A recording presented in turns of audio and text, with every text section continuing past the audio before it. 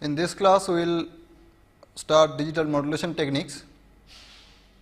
This is a very central topic of this course, and first of all, you must have already learned some analog modulation techniques like amplitude modulation, frequency modulation, and their demodulation. But in this topic, we will learn how to do modulation in digital communication. So first of all, why do we need modulation? This is a fundamental question one should ask even before discussing analog modulation. So why we need modulation is, first of all, if we want to transmit the original signal just as itself, then it may be a baseband signal, like if it is speech, then its frequency will be between -4 kilohertz to 4 kilohertz. So this is centered at 0 frequency.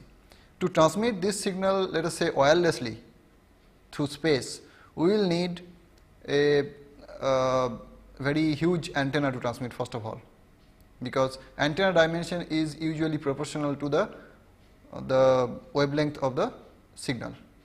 So it will be a very huge antenna if you want to transmit the signal as itself in the baseband. So on the other hand, if we modulate it and place the signal in some way in a higher frequency, so if we shift the frequency at a higher frequency, shift the band in a higher frequency and then transmit, we will need a smaller antenna. For example, so if you have the original signal like this, its spectrum is like this, then to transmit this signal you will need a higher longer antenna, because it has lower frequency. The wavelength of this signal will be very high. So if we on the other hand translate this signal in higher frequency like this, this is a real signal, so it will have both sides with centered Fc, then we will need antenna dimension proportional to 1 by Fc, because lambda is proportional to 1 by Fc. So first of all, antenna dimension. So why modulation?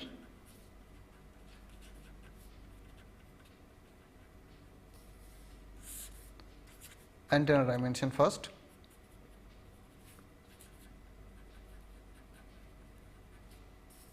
Second, the channel through which we are going to transmit the signal may not have good response in the band in which the signal is lying.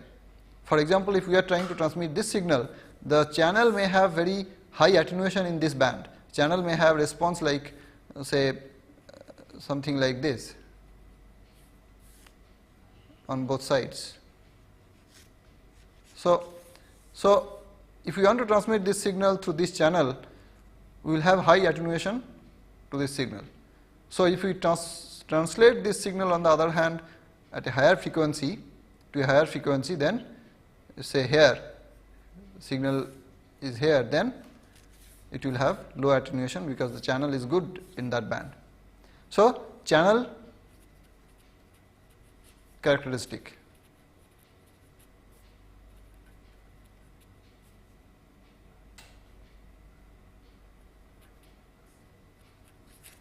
Channel characteristic may be such that the signal will undergo high attenuation if it is transmitted through the channel as it is. And third is multiplexing.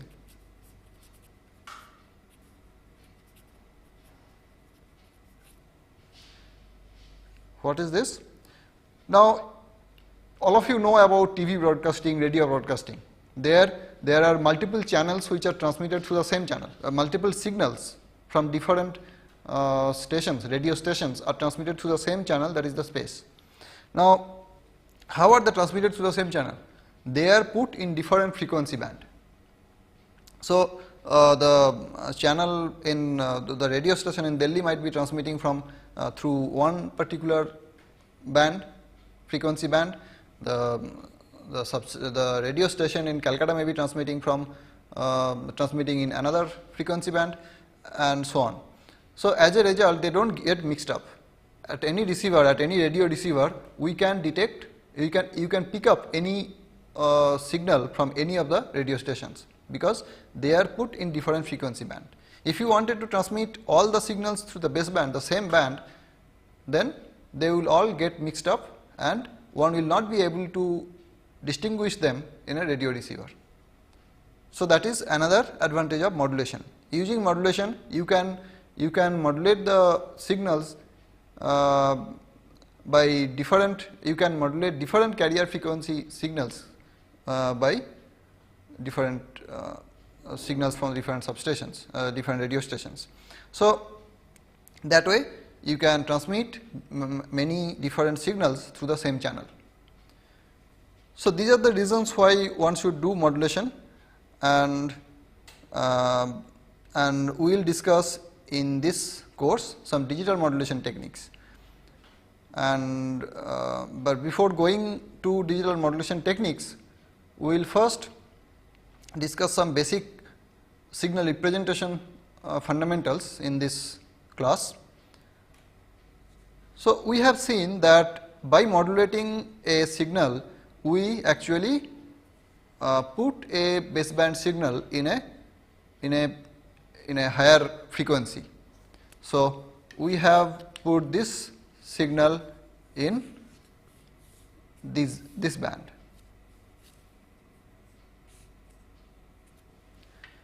Now, suppose this FC is 5 gigahertz. Then at the receiver or even at the transmitter, to design such a signal, to modulate, and then the equipment you need to transmit this process this signal will become very costly. And at the receiver also, you will receive this signal, and if you want to do all the processing required in this passband itself, in this band, then all the electronics you will need will be very costly, because they need to operate in this band. All the electronics that will process this signal have to be designed for 5 gigahertz band. So designing devices, electronic devices with very good frequency response, which will work for at very high frequency, is difficult first of all, and they will be very costly as a result. So we need to see whether we can process this signal. First of all, we can bring down this signal back here and then process. The channel will certainly distort this signal, and then we can bring it down to the baseband and then probably process it. So we will see how to do that in this class. So suppose we have a bandpass signal. So we have a bandpass signal whose spectrum is like this.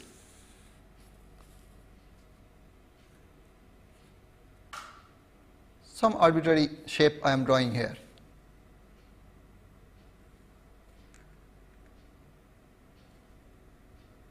This is FC, this is minus FC. Now, this may be the received signal from the channel. This is the channel, this is the signal we have received from the channel.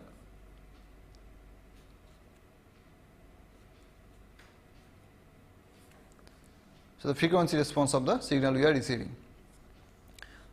The signal in time domain is ST.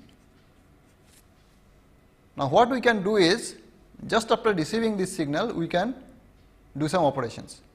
So, before we go into that, let us suppose that we define this new signal now.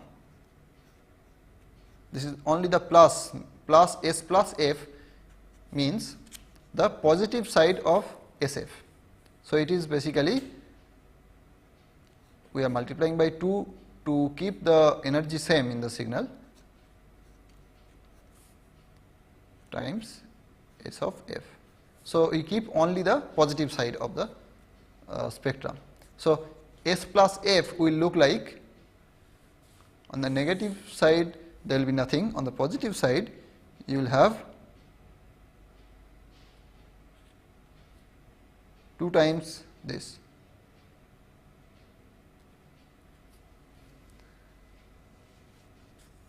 So, we have removed the negative half of this signal to get this signal. So, this is S plus f, and we are plotting only the magnitude.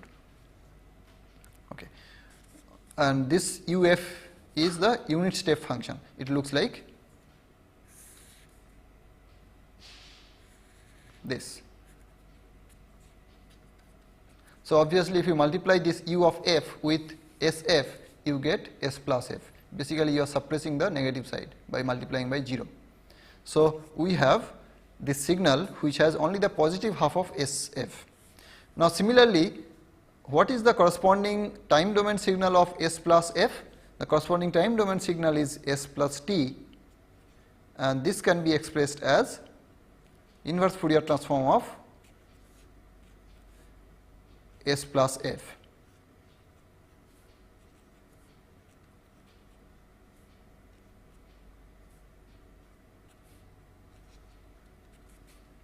This is inverse Fourier transform of 2u times f times S of f, but we know that inverse Fourier transform of the product of these two, 2uf and SF, is the convolution of the individual Fourier transforms, inverse Fourier transforms. So, in the time domain convolution, if you do convolution in the time domain, in the frequency domain, the spectrums are multiplied. So, if you have a product of two spectrums, the corresponding inverse Fourier transform will be the convolution of the individual inverse Fourier transforms. So, using that principle, we have here convolution of these two.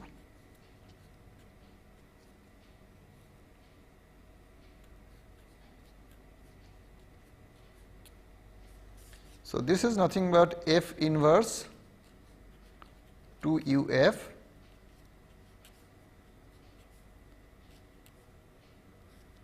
because inverse Fourier transform of SF is S of t, small s of t. Now, this S plus of t, which has this spectrum, is called the pre-envelope of ST. This S plus t, this signal is called the pre-envelope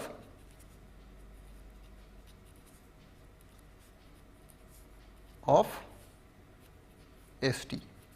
We will see why it is called pre-envelope. Actually, we can get the envelope of ST from this. So, this is the pre-envelope which has this spectrum. So, pre-envelope of this signal has this spectrum. Now, F inverse, let us see what this term is. F inverse 2u f. This we know to be delta of t plus j by pi t. So, we have taken this part. This is a well known inverse Fourier transform. It is delta t plus j by pi t. Okay. So, now put this here. Using that, we get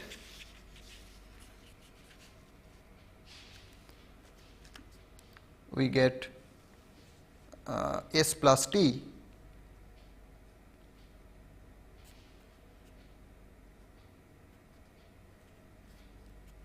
S plus t is this delta t plus j by pi t convolution ST. So, delta t convolution ST is nothing but ST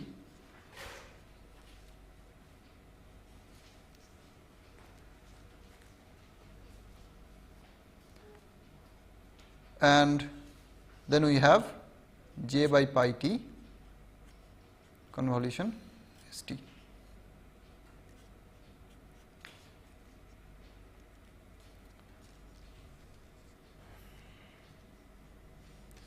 So, this is the ST and this is an extra signal we have. So, we have this S plus T in the in the inverse Fourier transform of this signal is this signal plus another signal. We have expressed it that way. So ST plus this signal.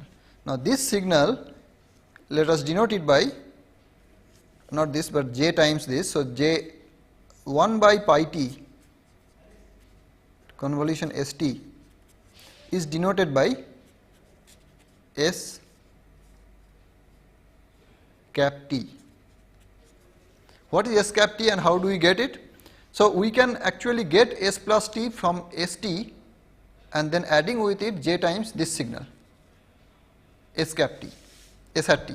So what is S hat t? S hat t is the convolution of 1 by pi t and ST. So this is, so S hat t is, we can write 1 by pi times the convolution formula of convolution of 1 by t and ST. So we have S of tau by t minus tau, then d tau. Okay. So this is the this is what S hat t is. So we can write this as ST plus S j times S hat t.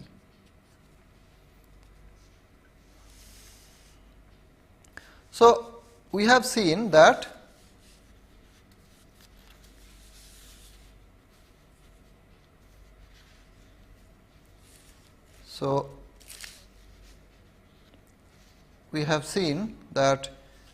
this S hat t is the convolution of 1 by pi t and ST. So this conceptually this can be obtained from ST by passing it through a filter, because convolution actually gives you the filter output. So filtered impulse response is 1 by pi t. This is the impulse response of the filter, and if we pass ST through that filter, we will get S hat t as output.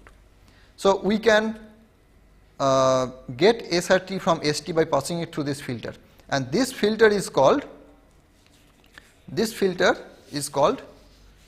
inverse the Hilbert transformer filter.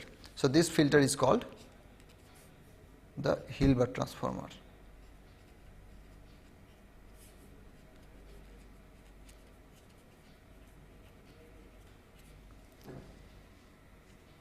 So, and this operation is called Hilbert transform. The Hilbert transform of ST is S hat t. So what is S plus t now? S plus t is the sum of ST and j times its Hilbert transform. So S plus t has two components, one is real part and imaginary part. Real part is ST itself and the imaginary part is the Hilbert transform of ST. So far we have seen this signal, we have designed this signal. This signal we know how to get in practice, how to get this signal, the inverse Fourier transform of this signal, S plus t. Take ST, that is the real part, and to get the imaginary part, pass it to the Hilbert transformer. That way we will get S plus t. Now from this signal, now we can design another signal. So before doing that, let us also see, because we have seen Hilbert transformer, what it means in the time domain. In the frequency domain, what is the frequency response of Hilbert transformer? The frequency response is HF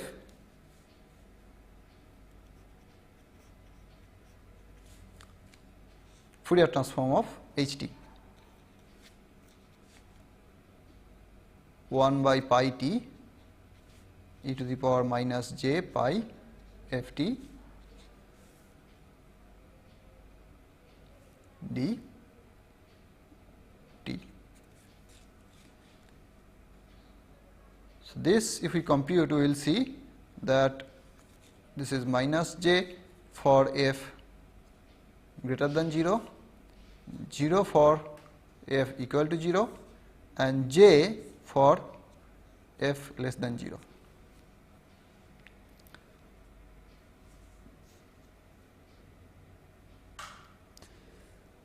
And so, what do we see here is that magnitude of HF is 1 except for f equal to 0, which is only single point. So, you can say except for f equal to 0, HF is 1. So, all positive and negative frequency, non-zero frequency, you have HF is HF equal to 1. And what is the phase of HF? This is minus pi by 2 for f greater than 0 and pi by 2 for f less than 0. So, what does it do? What does Hilbert transformer do in the frequency domain? If we look at the signal in the frequency domain, what it does is it takes every positive frequency and shifts its phase by minus 90 degree, because a angle of HF in the positive frequency is minus 90 degree. So, if you take any positive frequency e to the power j 2 pi f t, it will shift its phase only, not the, it will not change the magnitude, it will shift its phase by minus 90 degree. And if you take a signal of sinusoidal signal of negative frequency e to the power minus j 2 pi f t, then it will shift its phase by 90 degree. So, and if you take sine, say sine omega t, what will it do? It will shift the frequency, shift the phase by minus 90 degree. So, this is basically Hilbert transformer is basically the 90 degree phase shifter. It changes the phase of the signal by 90 degree. That is what it does. Okay. So, we have seen what Hilbert transformer means in frequency domain. So, we have seen that Hilbert transformer basically is 90 degree phase shifter. And so, we will summarize by saying that S plus T, what which we have got, S plus T is, we will note that this is a bandpass signal, but it has only positive side. It is non-zero, it has non-zero values only in the positive side. That is the difference between ST and S plus T. So, this is bandpass, and because it has only in the positive side, this has value only in the positive side, it must be complex, because any real signal has Fourier transform which satisfies conjugacy constant. So, whatever is the value here will be the conjugate of the value here, that is for real signals. But here what the value is non-zero, but here it is 0, so it cannot be conjugate of this. So,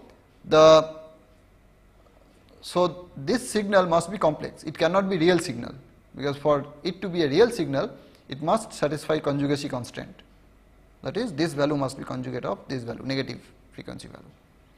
So, this is a complex signal.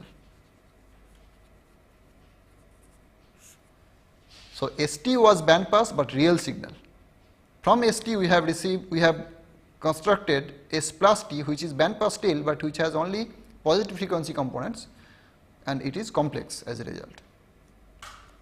Now, from this signal we can construct another signal which will be low pass. That is our interest actually, final interest, because we want to bring the bandpass signal down to baseband. So, and so that we can process in the baseband with low complexity electronics.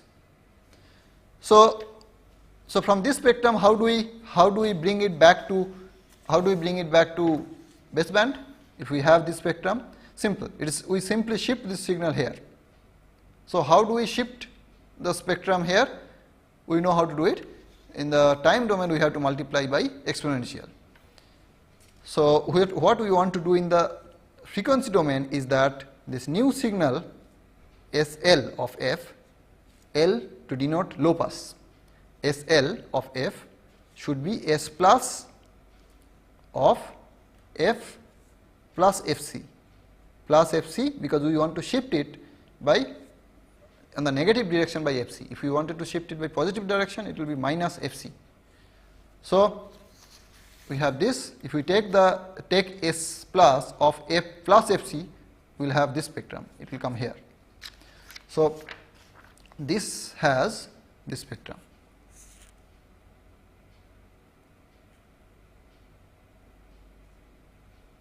Fc has come here to 0. This is SLF, and we are drawing only the magnitude always. So, we have shifted it to low frequency at baseband. So, in the time domain, how does SLF look? Its inverse Fourier transform SL of t is S plus t, as we said, to shift the frequency in the frequency domain.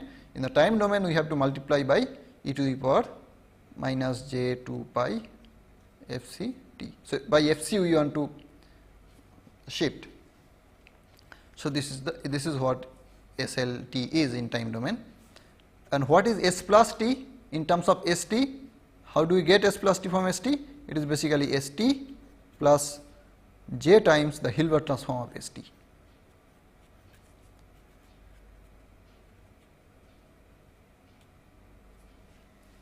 Okay. So, we have got SLT. This signal we know how to construct in time domain. So, how do we do? We take ST, pass it through S hat t,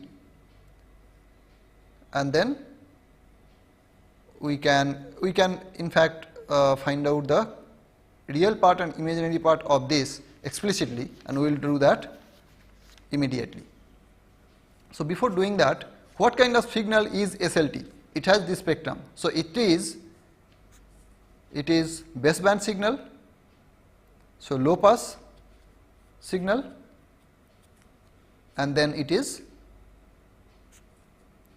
still complex signal, because it may not have symmetry. As you see, we have drawn that way. This side is this way and this side is straight down. So, this does not have the conjugate symmetry. If it was conjugate symmetric, the magnitude will be symmetric. So, this is still possibly a complex signal. So, this is a low pass complex signal. We have at least got a low pass signal, and it has all the information of ST. We have not lost any information by getting SLT from ST. From SLT we can get ST back simply by shifting this and taking also on the other side, in the negative side, its image in appropriate way, magnitude same, phase minus of the positive side, that way.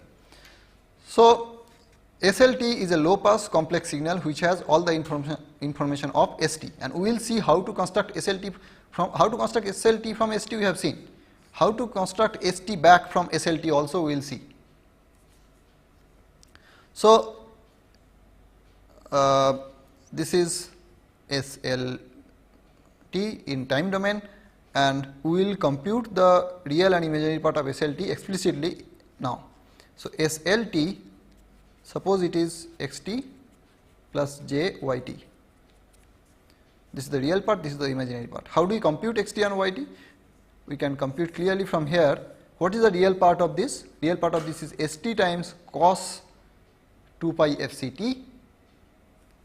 So, xt is st times cos 2 pi fct, then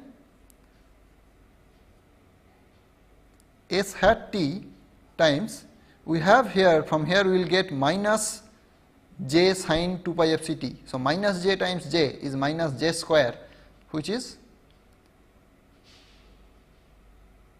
1. So, we have SLT. So, real part we will have j times, this is j s hat t times minus j sin this. So, this we will get plus minus j times j is minus j square, that is 1. So, we have s hat t sin 2 pi f c t, and similarly y t can be obtained as s t minus s t sin 2 pi f c t plus s hat t cos 2 pi f c t. So, we have seen how to get SLT from ST. You take the you take the Hilbert transform first, you compute this and then do this operation, multiply ST by cos of this, multiply S hat t by sin of this, take the sum of them, you get the real part of SLT. Similarly, construct the imaginary part of SLT by combining ST times sin 2 pi f c t and S hat t times cos 2 pi f c t.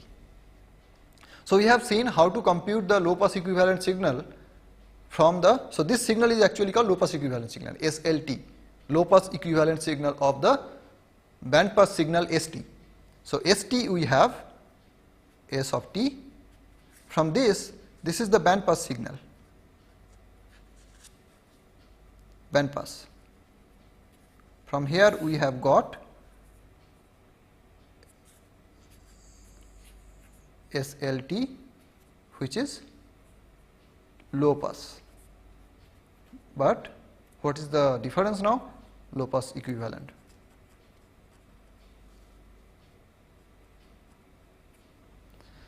So, we have ST band pass signal, from there we have got a complex low pass equivalent signal. ST was real signal, it was band pass but real. So, from there we have got a baseband signal centered at 0, but it is complex signal. So, we have got a complex low pass equivalent signal of a band pass signal. Okay. So, now we will see, we have seen how to get the low pass equivalent signal from the band pass signal, but now we have to see how to get the band pass signal back from the low pass equivalent signal. So, that is also simple, very similar from what we saw before. We have seen that ST SLT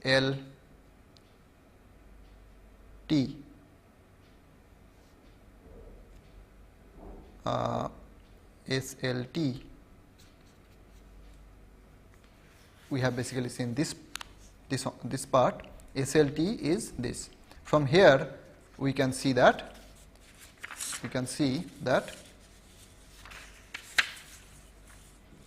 from here we can see that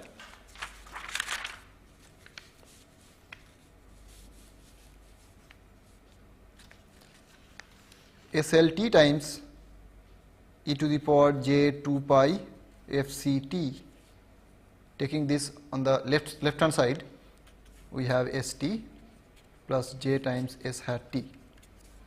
So, from here we can see that ST is the real part of this and SLT is nothing but, so this side is xt plus jyt times e to the power j 2 pi f c t.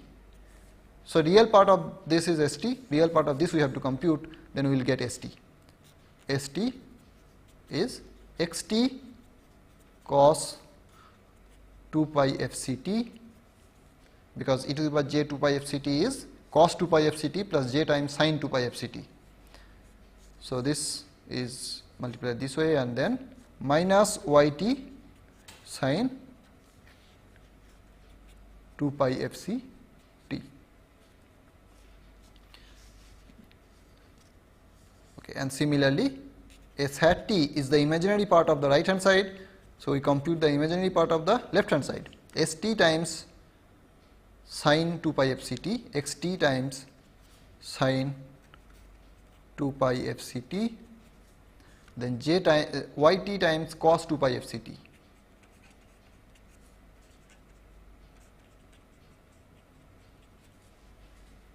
So, this is how we can get ST back, this ST back from XT and YT. So, XT and YT we can get from SLT, they are the real and imaginary part of SLT. So, from SLT we have got ST back. So, previously we have seen how to get from ST the low pass equivalent signal SLT. We can compute the real part and imaginary part of SLT from ST. Now, we have seen how to get from the low pass equivalent signal, how to get the band pass signal back. So, this will be useful because in the transmitter we will usually design the low pass equivalent signal, we will not design the band pass signal initially. We will design first the low pass equivalent signal and then translate it to the band pass two sides. So, that is constructing ST from SLT, and then we will transmit to the channel and we will receive the band pass signal. Then the received band pass signal will be brought to the baseband. So, in the receiver we will need this operation from band pass signal to low pass equivalent signal. So, that is called down conversion, because we are bringing down the frequency, bringing it down to the baseband. So, we have seen these two operations in terms of signals. Now, we have seen how to get from ST, from ST how to get SLT. This is actually down conversion.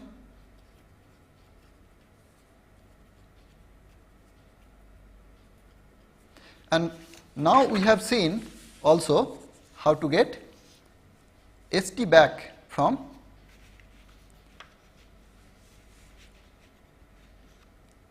SLT this way, this equation. So, this is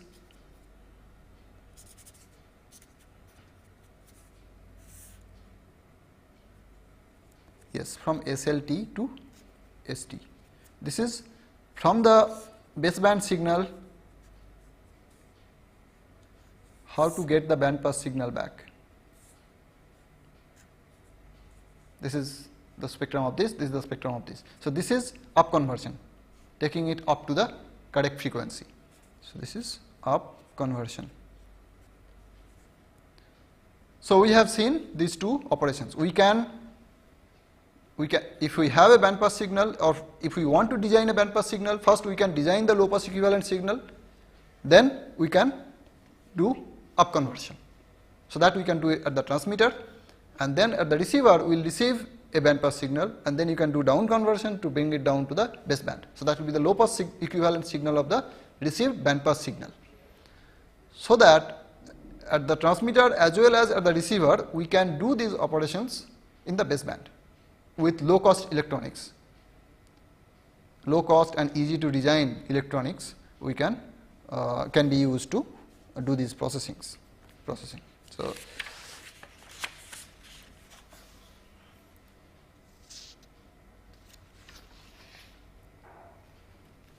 So, now if we summarize at the transmitter, what we can do is first take the, so transmitter wants to transmit some message. So, transmitter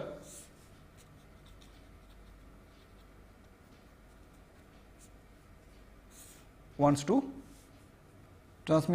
transmit some signal ST. This signal we have probably already fixed that we should transmit in this band. This band is given to us. Suppose Delhi radio station is given this band. They have some message, some audio signal. So, that is the message that needs to be transmitted in this band. That is the band given to them by the spectrum regulatory body, and so they want to transmit in this band. So, we know that ST will lie in this band, but instead of designing that signal directly in this band, they can first design the low pass equivalent signal. So, this design of low pass equivalent signal. So, they will design SLT and then do up conversion.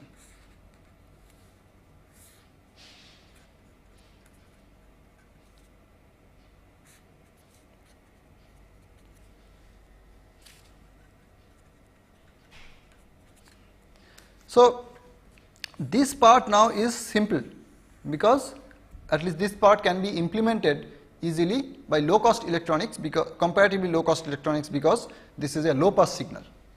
Its frequency is between minus 20 kilohertz to 20 kilohertz at most. So, you do not need to design it for in gigahertz band, for example. If you wanted to design this directly, you would have to design in the high frequency. So, this is avoided by designing first the SLT and then doing the up conversion. Similarly, at the receiver actually wants to do, so this is transmitter. Now, receiver wants to actually do this. It will receive some signal RT from channel, then it wants to extract message from it. Instead of doing directly, processing this signal directly to get this message, what it can do is, it can first bring it down to, so this will be very complex if it wants to get this message directly from RT. The processing will be costly because it has to do all the processing in the high frequency. So, instead of that, it can first bring it down to low frequency baseband by doing down conversion, and then process this signal.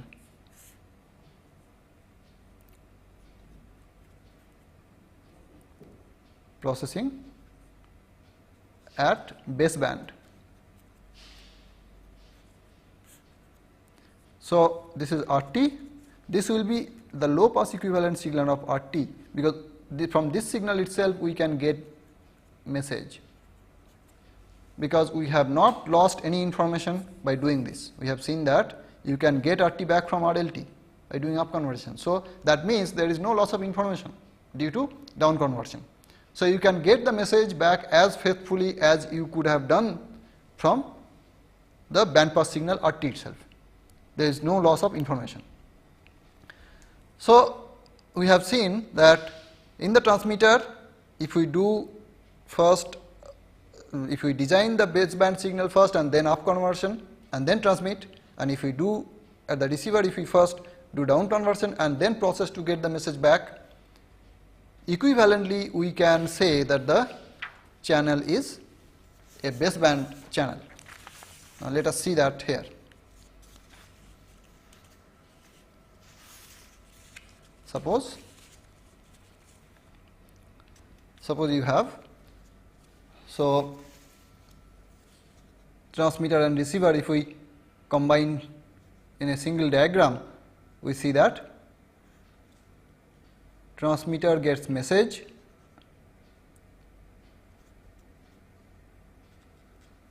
from here it does some processing, it designs the low pass signal,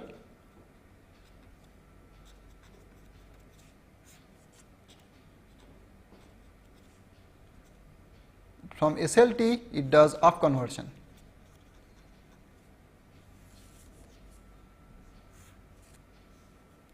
Then ST is transmitted through the channel, then the receiver first it receives RT, another signal RT, it first does down conversion and then it does the processing or detection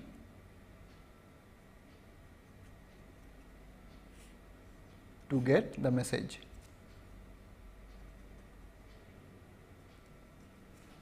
So, from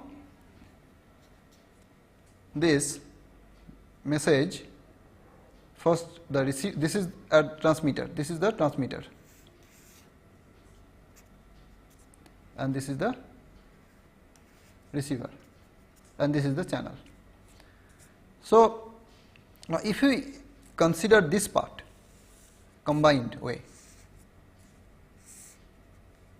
include the up conversion and down conversion of the transmitter and receiver inside the channel, then this, if you see, draw this part alone.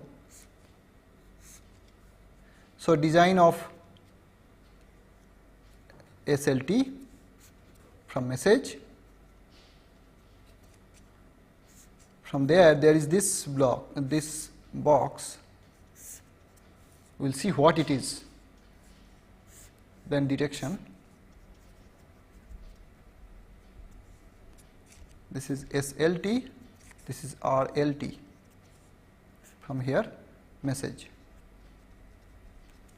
Now, if we consider this as the channel, instead of this is a bandpass channel, this is bandpass. But this channel, let us see how this block behaves. What is input to this block? It is a low pass signal. What is output to this block? It is also a low pass signal. So, we are giving a low pass signal to that block, which is the combined block of combination of up conversion, channel and down conversion. So, that block is taking SLT, a low pass equivalent signal as input, and giving again a low pass equivalent signal, low pass signal as output. So this is a kind of low pass signal, low pass channel or baseband channel.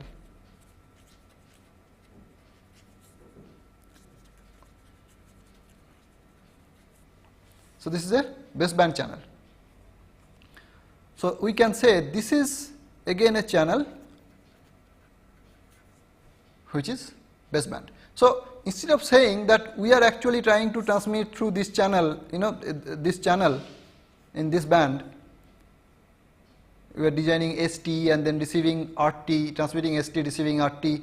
Instead of saying that, we can say we have a different channel, we have this channel instead. So, take up conversion, we know we will do up conversion. So, down conversion also we know we will do. So, these two combined with channel. So, we can consider this whole block as a channel. So, if we consider that, we know that this channel has not this, but we want to transmit in this. So, we will design a signal in the baseband, transmit it through this channel, we will get this. So, this is equivalent to a channel, this whole block is equivalent to a baseband channel. So, we have converted. Now, how to design this signal so that I can decode this, detect this message efficiently with low probability of error is the question. So, we originally had a problem which is we have to transmit message through a passband channel, but we have converted that into a problem of transmitting a message through a baseband channel. But the channel is now complex because we are transmitting a complex signal, we are receiving also a complex signal. So, originally we had a bandpass channel, but bandpass real channel through which we have to transmit a message. Now, we have the problem as we have a baseband complex channel through which we have to transmit a message. So, we have to design this signal from the message in such a way that we can get this message back here in some way efficiently. The channel is complex. So, these signals can be complex. So, the purpose of this derivation is that to show that if we may have a bandpass channel or we may have a baseband channel. If we have a baseband real channel, fine, there is no complexity, we can do with low cost electronics, things can be done nicely. But if we have a bandpass channel also in high frequency, say 5 gigahertz or 100 gigahertz, then also we can consider it as a baseband channel, because we will design the scheme, everything for the transmitter and receiver for baseband channel, corresponding baseband channel, and then after designing the signal at the transmitter, we will do up conversion and transmit through that channel, through that baseband channel. So, the design problem for the transmitter and receiver design problem for bandpass channels can be translated into a problem of transmitting message through a baseband channel, and the channel is now complex. So, from the next class onwards, we will assume that the channels are complex and the signals through which we can transmit and which we will receive are also in general complex. If they are real, then the case is that the actual channel is also real. But if they are complex, even then the actual channel is real but bandpass. We can do upconversion and actually translate this to a solution for this channel. So we will consider signal design and how to transmit message efficiently for this kind of channel in general. So we will have complex channel. From the next class we will have in general complex channel.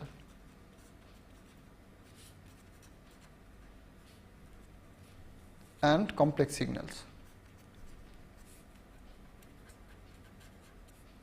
As transmitted as well as received signals are complex, the channel is complex, like this. These two signals are complex and this channel is complex. So this will be our assumption, and we will see how to design schemes, transmitter and receiver, how to design for such channel. So in this class we have seen how to represent a bandpass signal in baseband. So how to do basically down conversion so that there is no loss of information, and also how to get the bandpass signal back from the baseband signal. So that these two can be done in the transmitter and receiver, up conversion in transmitter, down conversion at receiver. And then we have seen that this up conversion and down conversion, if they are combined with the channel, this can be considered as a different channel now, which is baseband channel, which takes complex low pass signal as input and complex low pass signal as output. So we have converted the problem of designing communication systems for bandpass channels into a problem of designing communication systems for complex baseband channels. So that is the fundamental idea, and this is a very important idea, because from now on we will consider such a channel. We will assume that the channel is baseband and the channel is complex. We will see you again in the next class. Thank you.